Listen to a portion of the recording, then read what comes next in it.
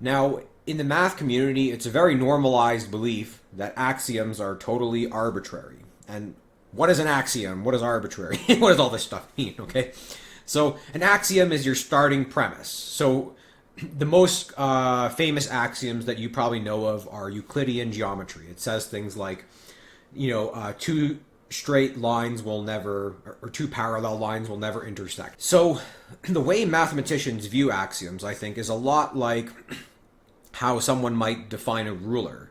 Okay, so when we say this is, let's say this is a centimeter, right? You could say this is a centimeter, you could say this is a centimeter, you could say a centimeter is huge. It really doesn't matter. As long as you use a consistent definition, then you're going to have an accurate measurement. So I think that's a lot how the mathematicians would view axioms. And to some extent, that's true.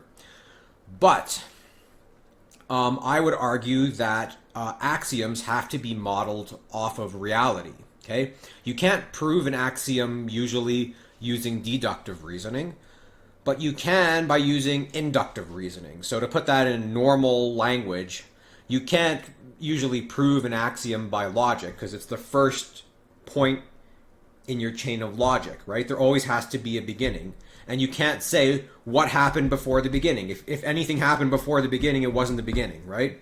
So when we ask why our axiom is true, we'll always run into a problem because there is no explanation why. Otherwise, it's not an axiom. It's not our starting premise if there is a reason why. However, we can prove axioms using inductive or observational reasoning. We can prove it by observation. So, let me give you an example. We have a geometric axiom which says the shortest distance between 2 points is a straight line, and a second geometric axiom which says the longest distance between 2 points is a straight line. Now, one of these is a pretty accurate model of reality, and the other is a horribly inaccurate model, okay? I'll let you decide which. So, I mean, if we zoom in enough, maybe things don't move in a perfectly straight line. Maybe they zigzag a little bit. You can't actually move something perfectly straight. Who knows, right? But in general, that's a pretty good axiom, right? If we're making a map, the straight line rule's pretty darn good. Even on a globe, it's good. If you could tunnel through the Earth, that would be the shortest route, right? So, that's a good axiom, right? Euclid had some axioms too, like these parallel line postulates and things like that. And they're good axioms, okay? We don't have to just say, we don't have to say they're perfect, but they're pretty good. They model reality quite accurately. And we can prove that by doing lots and lots of observations, right? We can just try applying the straight line rule and seeing if it's correct, right? We can measure the distance, and we can see on our odometer, hey, it looks like the straight line rule is pretty damn good. Okay, so that would be a good quality geometric axiom. Now, a good example of this also is the Bertrand-Russell paradox. So originally in set theory, they had this idea where you can have something contain itself, and you can have something with inside and outside properties and all this. And the way mathematicians resolve that is largely by saying, well, this system produces inconsistencies, so we need to change the system. And they did change the system in a good way. Okay, I think von Neumann created this system of hierarchies where you can't have self-containment. And I like to use the example of Russian dolls. Those Petrushka dolls. You have a doll inside a doll inside a doll inside a doll. That's a really good model for containment. And sets are largely containers. It's a categorical containment tool, right? So I would say that von Neumann's axioms are right, not because they don't produce contradictions, but because they correctly model the nature of containment, right? You could say his hierarchy is like the big doll, and then you have the smaller doll and smaller doll.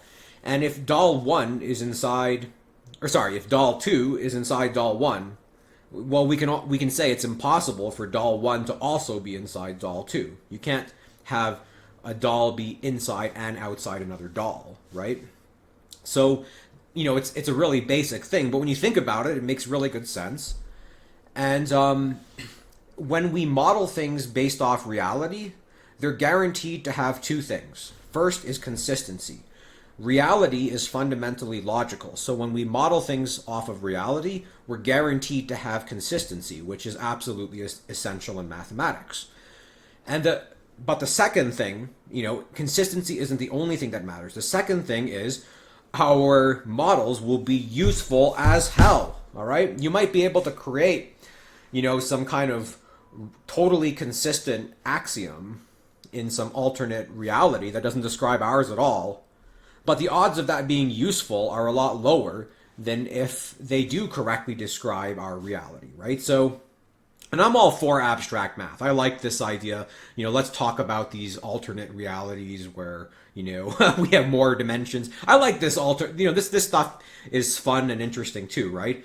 But I think it's important to realize that this stuff is essentially fantasy until you can actually connect it to reality, until you can actually demonstrate that this math models reality, like reality actually works that way, right? So you can have a system where, the longest distance between 2 points is a straight line. And if you find some part of the universe where that's true, congratulations, you have a very useful map, right?